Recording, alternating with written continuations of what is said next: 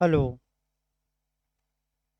देखिए आपका ये जूरिस्प्रूडेंस चल रहा था और जूरिस्प्रूडेंस में हमने जो शुरू किया था आपका नेचुरल स्कूल शुरू किया था। यानी कि जो पहला विचारधारा थी, यानी कि फिर एक बार दोहरा दिया जाए 2-4 मिनट, तब आपका नेचुरल स्कूल को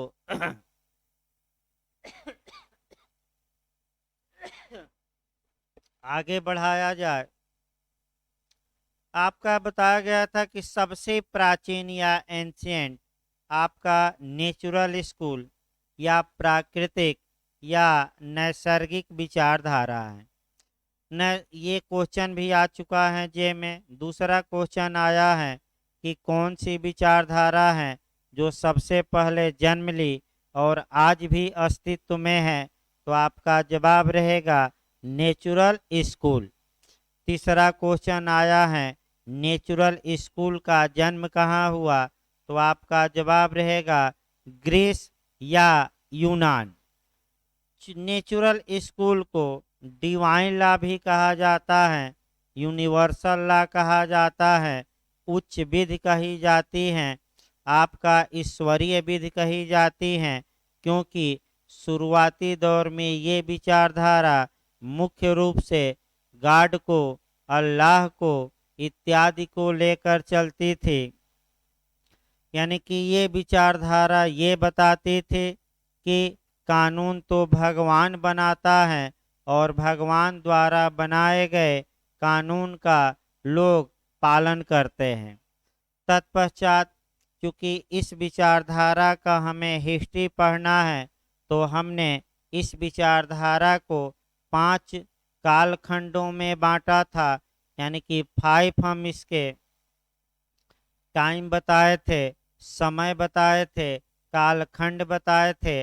और पहला हम शुरू किए थे एनसीए, 5 बताए भी थे पिछले लेक्चर में। और पहला हम शुरू किए थे एंशियंट, यानी कि प्राचीन। यानी कि प्राचीन में हम शुरू किए थे। 3 भागों में हमने प्राचीन को या एंशियंट को बांटा था। पहला यूनान हमने बांटा, दूसरा रोम, और तीसरा लास्ट में हमें इंडिया में देखना है। आइए आपका फिर एक बार शुरुआत किया जाए। यूनान में सोफाक्लिस्ट और हेराक्लिस्ट हुए आपका 500 बीसी, यानी कि 500 ईसा पूर्व। और इन्होंने ये मुख्य बात बताई कि कुछ ऐसे अनरिटेन लॉ हैं, अलिखित कानून हैं, जो सभी प्राणियों के प्रति इक्वल रूप से, समान रूप से लागू होते हैं। तत्पश्चात आपका मने सुकरात आते हैं, और सुकरात की बातें क्या थी वे भी हमने बता दी। इसके बाद आपका सुकरात का शिष्य प्लेटो आता है।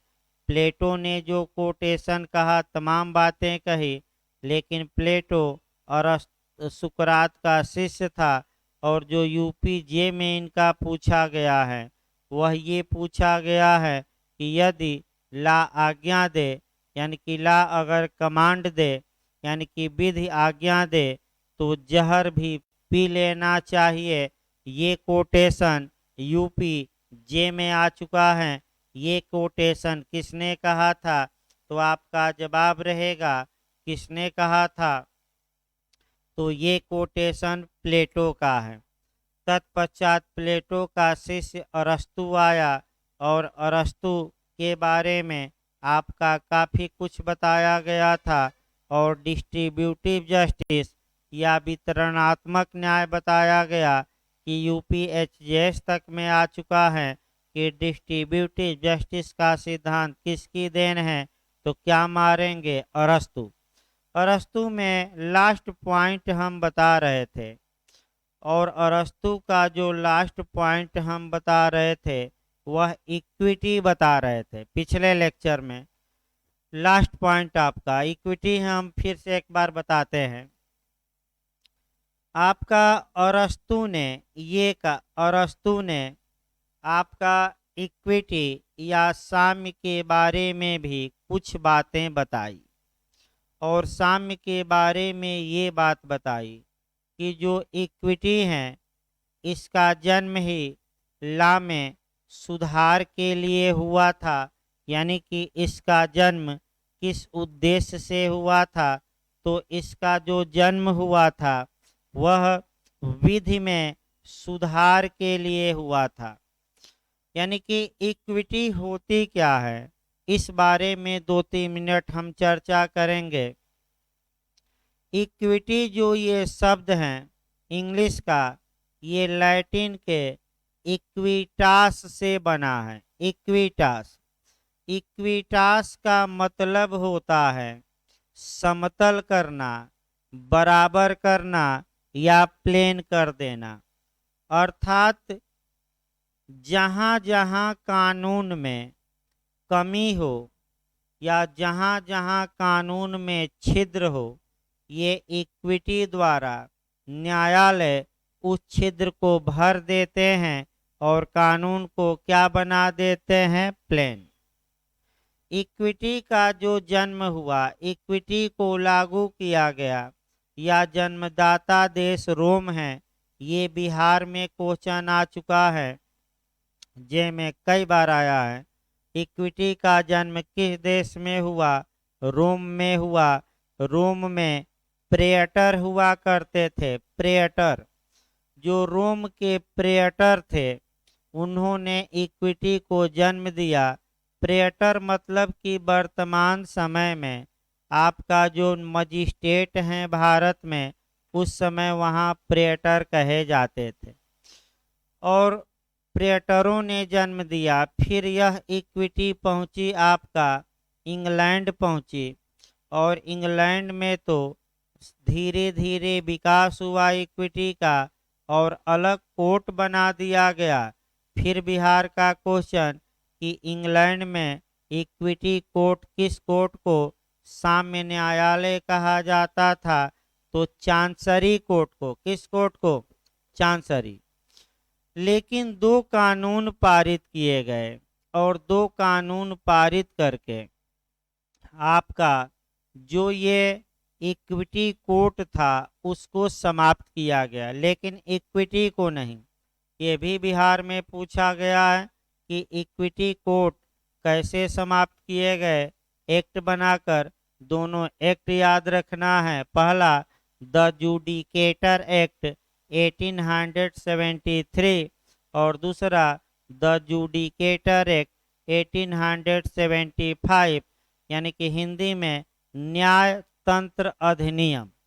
न्याय तंत्र अधिनियम पारित करके साम्य न्यायालय को समाप्त किया गया, लेकिन इक्विटी बनी रही। साम्य समता में विश्वास करता है, कई जगह तो समता ही साम्य है, यानी कि बराबरी में विश्वास करता है। तमाम सिद्धांत हैं। तो साम्य जहाँ जहाँ कानून में क्या है, कमी है, उस कमी की क्या करता है, पूर्ति। साम्य के द्वारा समाज में समता लाई जाती है। तो 2 उदाहरण हम बताते हैं आपका भारत में। उदाहरण तमाम है, लेकिन हम 2 उदाहरण केवल बताते हैं। पहला अयोध्या मामला जोड़ सकते हैं इस इक्विटी से। अयोध्या मामले में सुप्रीम कोर्ट ने ये निर्णय दिया कि, जजमेंट दिया कि आपका रामलला विराजमान को भूमि दी जाए, विवादित भूमि, लेकिन इक्विटी के अनुसार बराबरी करने के तहत सुप्रीम कोर्ट ने बिना मांगे ही, बिना डिमांड के मुस्लिम पक्षकार को भी अयोध्या में 5 एकड़ जमीन देने का सरकार को निर्देश दिया। ये शुद्ध रूप से आपका किस सिद्धांत को अप्लाई किया गया, इक्विटी को। आपका मोदी जी का उदाहरण देख सकते हैं, जैसे कि मोदी जी का भी उदाहरण देख सकते हैं कि जो EWS का रिजर्वेशन है, यानी कि आर्थिक रूप से पिछड़ों का जो 10% रिजर्वेशन दिया गया है, ये मुख्य रूप से आपका इक्विटी पर ही आधारित है। क्योंकि आपका साम्य मने समता लाना, यानी कि बराबरी लाने के लिए इन्होंने 10% आरक्षण दिया आपका। तो इसकी चर्चा संविधान में और की जाएगी आगे। अब आइए यूनान में जो अगला विद्वान होता है, अगला जो हम बताएंगे ये आपका भी यूपीजे में आ चुका है। स्टोइक स्कूल या स्टोइक विचारधारा। देखिए क्या क्या क्वेश्चन बना है। अभी हम प्राचीन चल रहे हैं, आपका प्राचीन में आपका यूनान चल रहे हैं और यूनान में आपका स्टोइक विचारधारा, स्टोइक विचारधारा। पहला क्वेश्चन आपका ये यूपीजे में बना है कि स्टोइक विचारधारा कहाँ से संबंधित है, तो आपका जवाब रहेगा यूनान या ग्रीस से। दूसरा आपका क्वेश्चन ये बन सकता है कि स्टोइक विचारधारा के प्रतिपादक कौन थे, फादर कौन थे, पिता कौन थे। ये क्वेश्चन नया आ सकता है, अभी आया नहीं है। तो स्टोइक विचारधारा के फादर जेनो थे। कौन थे? जेनो। स्टोइक विचारधारा जो 300 से लेकर 260 बीसी, 300 से लेकर 260 बीसी यानी कि ईसा पूर्व, 300 ईसा पूर्व से लेकर 260 ईसा पूर्व यानी कि 300 बीसी से लेकर 260 बीसी तक थे। इनका मुख्य मत क्या था ये देखा जाए। इन्होंने किया क्या, जो ये स्टोइक विचारधारा वाले थे, इन्होंने नेचर को, प्रकृति को अपने अध्ययन का केंद्र बिंदु बनाया और ये आपका कह सकते हैं कि इन्होंने रीजन को, युक्ति प्रकट किया और इनका मानना था कि कुछ नियम ऐसे हैं जो प्रकृति तथा मनुष्य पर समान रूप से लागू होते हैं तथा मानव में युक्ति होती है, होता है, यानी कि क्या उचित है क्या अनुचित है, ये सोचने समझने की मानव क्या होती है, क्षमता होती है। इस आधार पर मानव नए नियमों का सृजन कर सकता है और मानव जो भी नए रूल बनाए, वह जो रूल है वह नेचर के रूल के विपरीत न हो। यानी कि एक लाइन हम कह सकते हैं कि जो मानव द्वारा बनाया गया कानून है वह प्राकृतिक कानून के अगेंस्ट में नहीं होना चाहिए। ये मुख्य रूप से स्टोइक विचारधारा वालों का थीम था। तो ये क्वेश्चन आ चुका है, इसको अच्छे से तैयार कर लेना है। प्राचीन हम बता रहे थे, प्राचीन काल से चल रहे हैं आपका नेचुरल स्कूल। प्राचीन काल में दूसरा आपका आता है यूनान के बाद रोम। जहाँ तक रोम की बात है, रोम में आपका सिसरो महोदय थे। पिछली बार यूपीजे में यानी कि 2018 में यूपीजे में सिसरो की जूरिस्प्रूडेंस की परिभाषा पूछी गई थी। सिसरो ने ये कहा था जूरिस्प्रूडेंस के बारे में कि विधि शास्त्र विधि के दार्शनिक विधि शास्त्र विधि के विधि का दार्शनिक पक्ष है। ये आपका किसने कहा था? सिसरो महोदय ने। सिसरो रोम के थे और रोम के एक एडवोकेट भी थे और ये फिलासफर भी थे, दार्शनिक भी थे। इन्होंने आखिर मुख्य रूप से कहा क्या?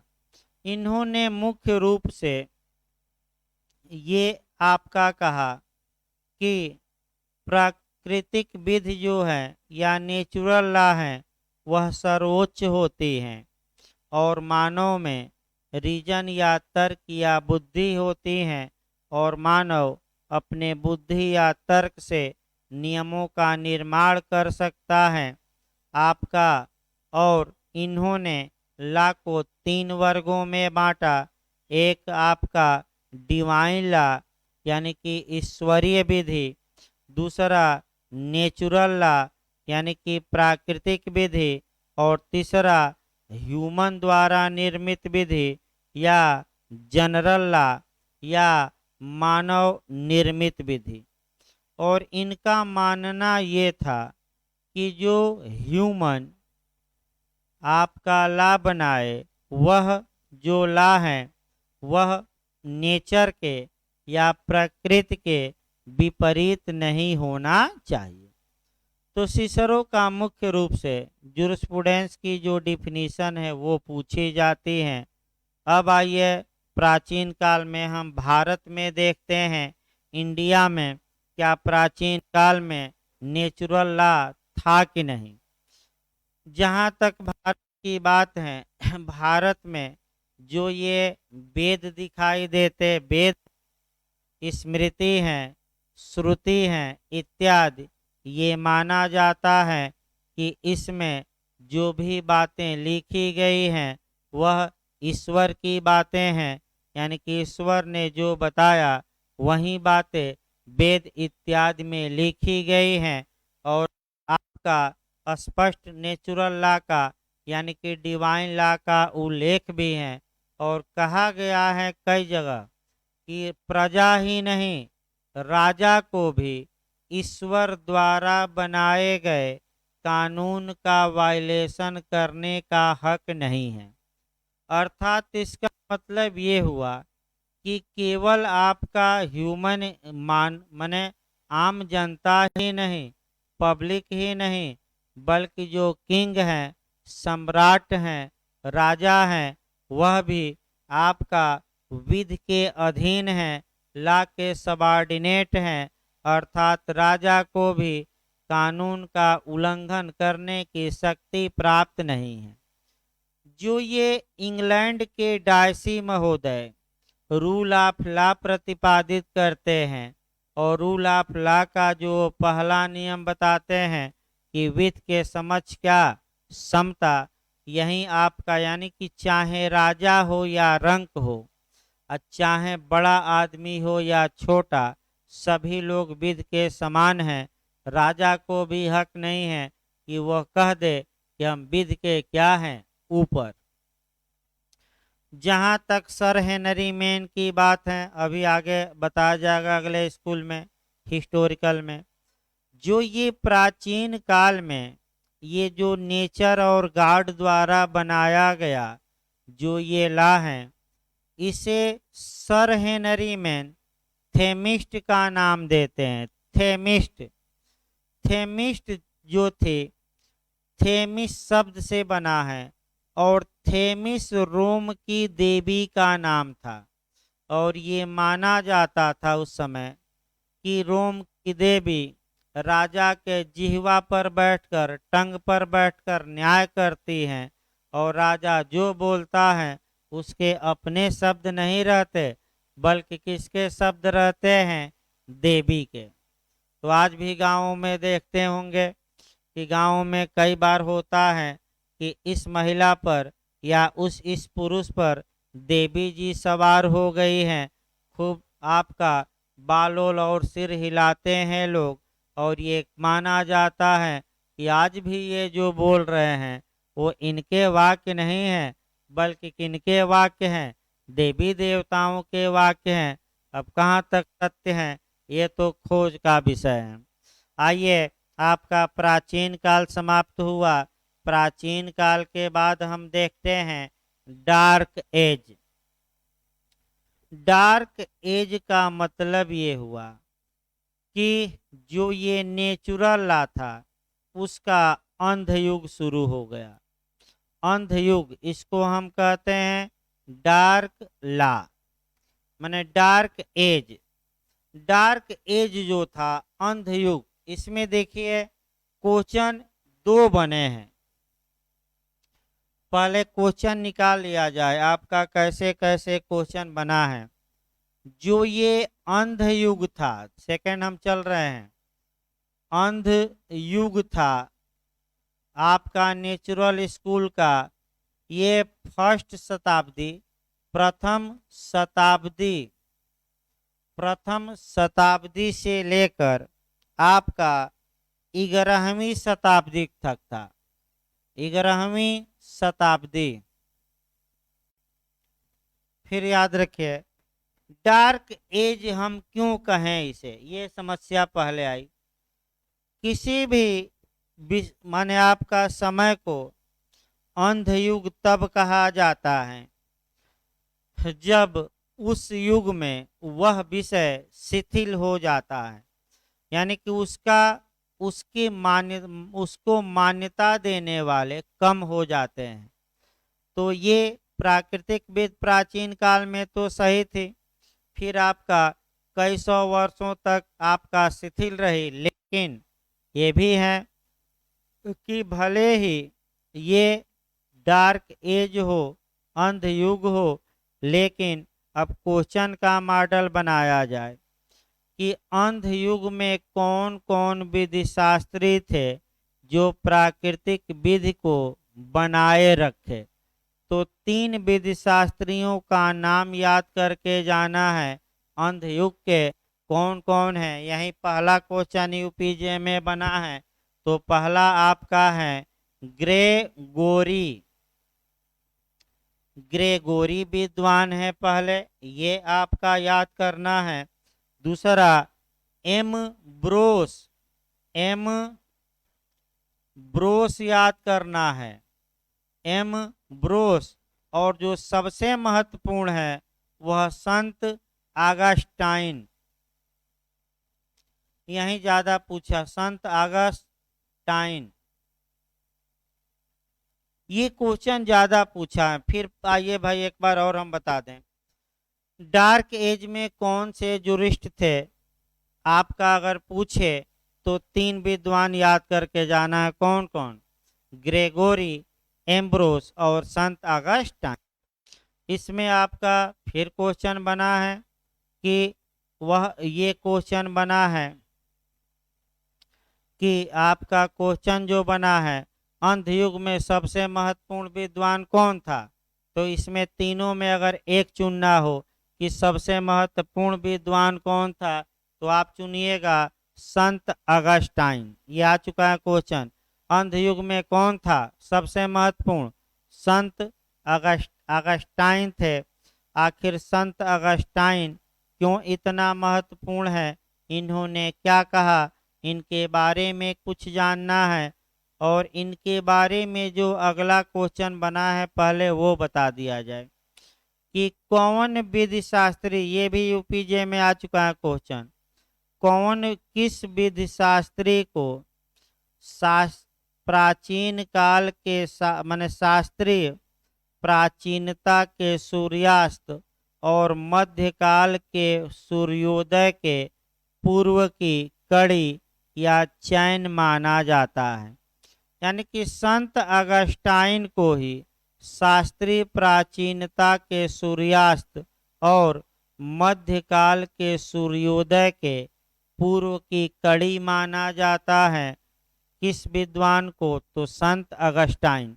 इसका मतलब ये हुआ कि संत अगस्टाइन का जो माने आपका ये था, ये आपका डार्क एज अब धीरे धीरे क्या होता माने हो रहा है समाप्त, और मिडिल एज या जो मध्य युग इन्हीं से धीरे धीरे क्या होगा शुरू। अतः इन्हें दोनों के बीच की क्या माना गया है, कड़ी। अब देखिए आपका इनका कहना क्या था कि मानव निर्मित विधि से आपका जो प्राकृतिक विधि होती है वह सर्वोच्च होती है। यानी कि नेचुरल लॉ, ह्यूमन लॉ से क्या होता है, आपका बेस्ट होता है। ये इन्होंने भी कहा। इन्होंने ये कहा, ये कोटेशन आ सकता है कि यदि राजधानियों से, यानी कि राज्य से, यदि राजधानियों से न्याय निकाल दिया जाए जस्टिस निकाल दिया जाए तो वह डकैतियों के अलावा कुछ नहीं है। यानी कि इसका मतलब ये हुआ कि अगर व्यक्ति बिना न्याय के, बिना विधि के जीवन व्यतीत करने लगे तो वह डकैतियों के अलावा कुछ नहीं है। अर्थात जिस प्रकार, यानी कि इसका मतलब कि जिसकी लाठी उसकी भैंस। यानी कि इसका उदाहरण तरोताजा हम देख सकते हैं।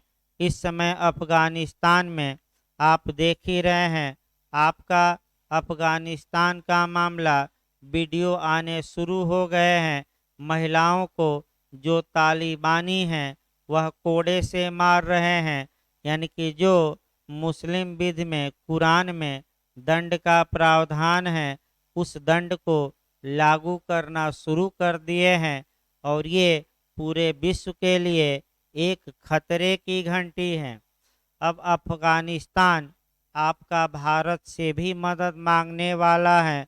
अब देखिए भारत सैनिक मदद करता है कि नहीं वो अलग बात है, लेकिन जो अभी सूचना आ रही है कि अफगानिस्तान भारत से सैन्य मदद मांग सकता है। अब देना चाहिए कि नहीं ये अलग बात है। तो आपका संत अगस्टाइन ने किताब भी लिखी और दो किताबें याद रखिए, एक स्वतंत्र इच्छा और दूसरा ईश्वर का शहर, यानी कि सिटी ऑफ डिवाइन। इन्होंने दो किताबें लिखी, कौन कौन? एक स्वतंत्र इच्छा और दूसरा ईश्वर का शहर। तत्पश्चात इसी बीच आते हैं एक विद्वान आपका पोप ग्लेसियस। पोप ग्लेसियस आते हैं, इनका भी सिद्धांत पूछा जाता है। पोप ग्लेसियस 500 ईस्वी में आते हैं और इनका सिद्धांत महत्वपूर्ण है। आपका पोप ग्लेसियस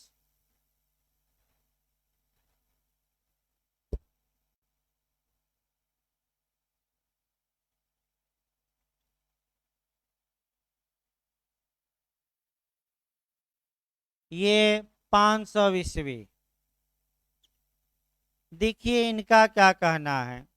इनका जो मुख्य रूप से पूछा जाता है वह ये पूछा जाता है कि दो शक्तियों के बीच संतुलन का सिद्धांत किसने दिया। यानी कि जो दो पावर हैं उसमें बैलेंस का प्रिंसिपल किसने दिया।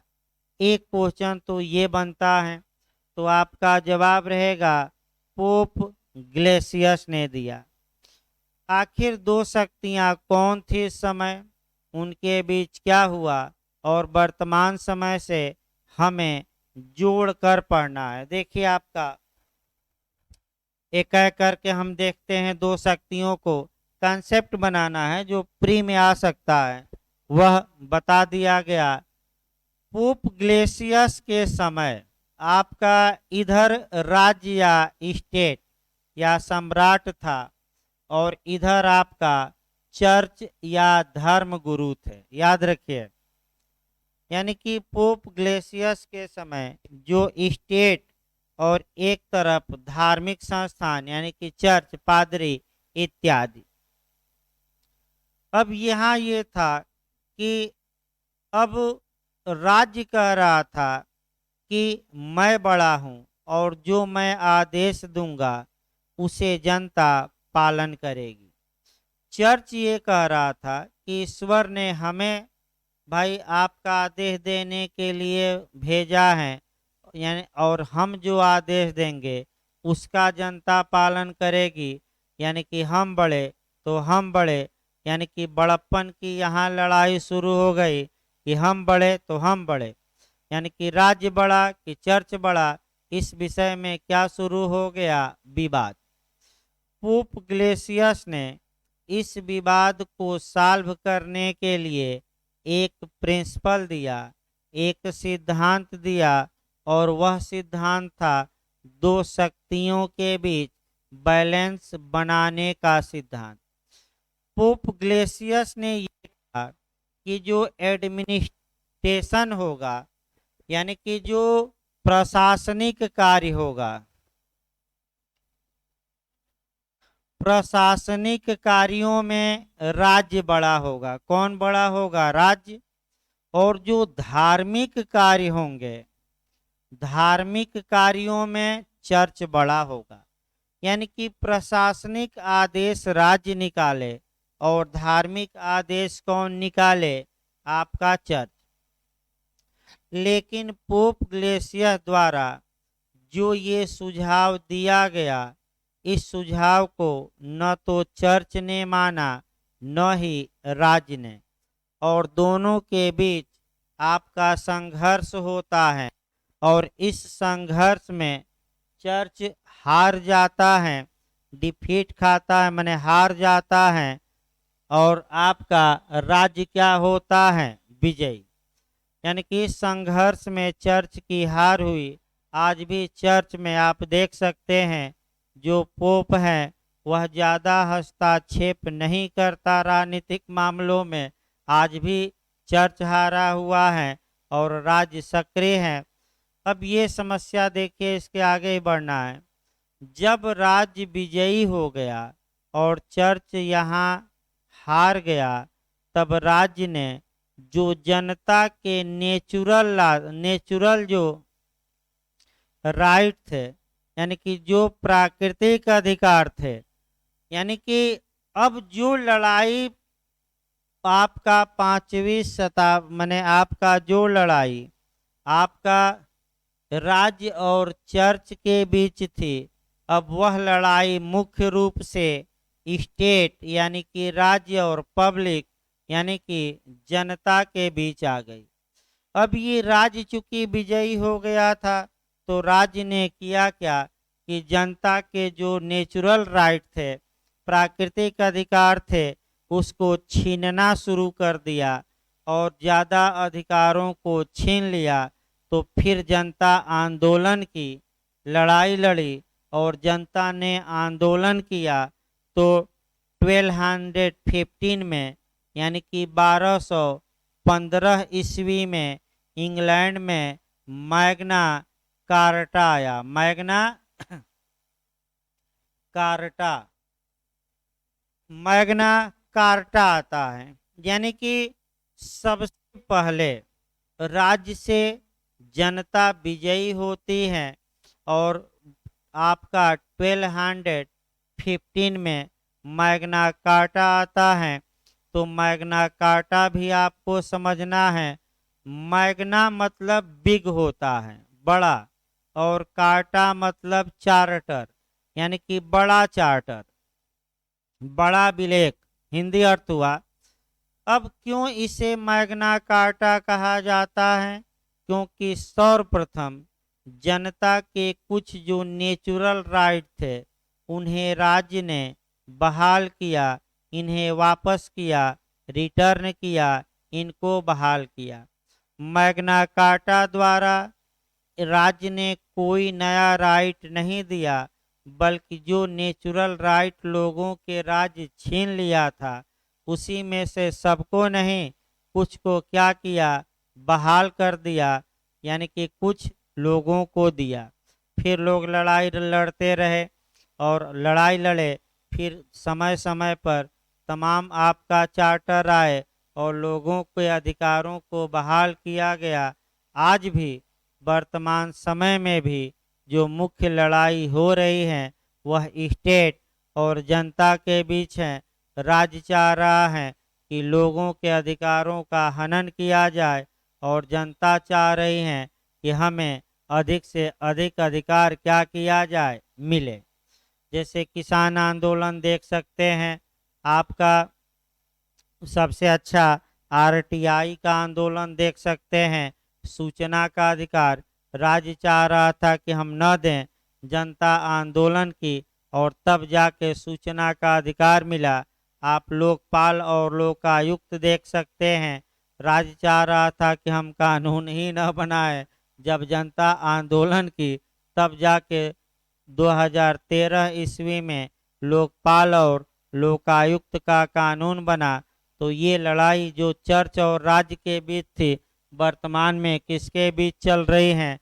स्टेट और पब्लिक के बीच। ये शुद्ध रूप से इनका भी कोटेशन। अब आइए आपका डार्क एज के बाद हम आते हैं मध्यकाल, आते हैं मिडिल एज। जहां तक मिडिल एज की बात है, मिडिल एज में आपका 12वीं शताब्दी से लेकर 14वीं शताब्दी तक है, यानी कि 12th शताब्दी से लेकर 14 शताब्दी तक मध्यकाल। और इसमें जो विद्वान आए वह आपका संत थॉमस एक्विनास। एक लाइन बस जानना है, कौन से विद्वान आए मिडिल एज में? संत थॉमस एक्विनास। आपका इन्होंने दो तीन बातें केवल बताई, और इन्होंने मुख्य रूप से ये बताया कि आपका जो भला है, यानी कि जो गुड है, जो अच्छा है, उसे किया जाना चाहिए, और जो बुरा है उसे त्याग देना चाहिए। यानी कि जो गुड है उसे करिए, और जो बैड काम है उसे क्या करिए? आपका त्याग दीजिए। इन्होंने एक ग्रंथ लिखा, हो सकता है वह ग्रंथ आपका पूछ ले, किताब लिखी सुम्मा थियोलॉजिया। सुम्मा थियोलॉजिया, देखिए मैं लिख दे रहा हूं, हो सकता है आ जाए। एक्विनास।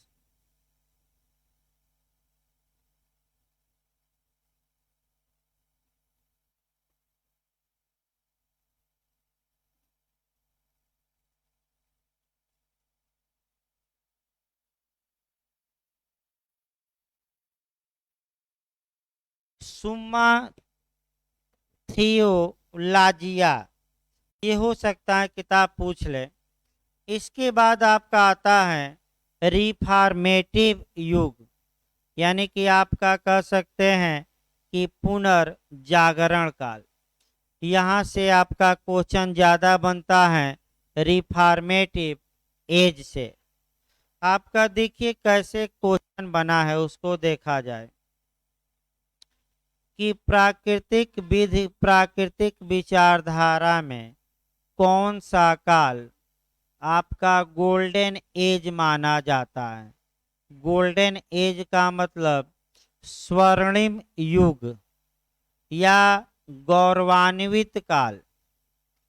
स्वर्णिम युग भी कह सकता है, गौरवान्वित काल भी कह सकता है, या ये पूछा जा सकता है कि प्राकृतिक विचारधारा किस काल में अपने सर्वोच्च शिखर पर थी, यानी कि ज्ञानोदय काल कहिए, लेकिन एक याद रखिएगा इंग्लिश में गोल्डन एज। ये क्वेश्चन आ चुका है, तो किस काल में थी? रिफॉर्मेटिव एज या पुनर्जागरण काल। अब इसी को कोरिलेट करके आपका एनालिटिकल में भी एक क्वेश्चन बनता है कि विश्लेषणात्मक विचारधारा किसके समय अपने गोल्डन एज में थी? तो वह आप मारेंगे हैंस केल्सन। फिर एक बार दोनों समझिए, दोनों क्वेश्चन आ चुके हैं जे में। प्राकृतिक विचारधारा का गोल्डन एज कौन था? तो पुनर्जागरण काल। फिर इसी से कोरिलेट करके जो अगली विचारधारा है वहाँ पूछा जाता है, वह ये पूछा जाता है कि आपका एनालिटिकल स्कूल का गोल्डन एज किस काल में था? तो किस काल में मारेंगे? हैंस केल्सन, यानी कि हैंस केल्सन के समय था। इसको ज्ञानोदय काल, चरमोत्कर्ष भी कहा जाता है, स्वर्णिम या सुनहरा काल या गोल्डन एज। यानी कि फिर से एक बार आपका अंध युग और मध्यकाल के बाद फिर एक बार नेचुरल स्कूल क्या करेगा? आगे बढ़ेगा, और इसमें 3-4 विद्वान आएंगे, ह्यूगो ग्रोसियस आएंगे और हाब्स, लाक, रूसो। यानी कि हाब्स अपने विचार प्रकट करेंगे, लाक करेंगे, रूसो करेंगे। और जो ये लड़ाई हमने बताया कि स्टेट और जो पब्लिक के बीच जो अधिकारों को लेकर संघर्ष उत्पन्न हुआ है, क्योंकि अब कौन हार गया था? चर्च। इसी लड़ाई को सॉल्व करने के लिए ये कुछ बातें बताएंगे। तो कुछ लोग राज्य का समर्थन करेंगे, कुछ विद्वान किसका करेंगे? जनता का करेंगे। तो हाब्स मुख्य रूप से किसका करेंगे? राज्य का। और लाक और रूसो किसका करेंगे? पब्लिक का। तो ये आपका मंडे को जो क्लास चलेगा इसमें गोल्डन एज बताया जाएगा। यानी कि हो सकता है एक दो दिन और आपका में आपका नेचुरल स्कूल समाप्त हो जाएगा। एक दिन आपका स्कूल और दूसरा दिन हम उसको भारत में कहाँ कहाँ इस स्कूल को मान्यता दी गई है। 2 लेक्चर और लगेगा। धन्यवाद।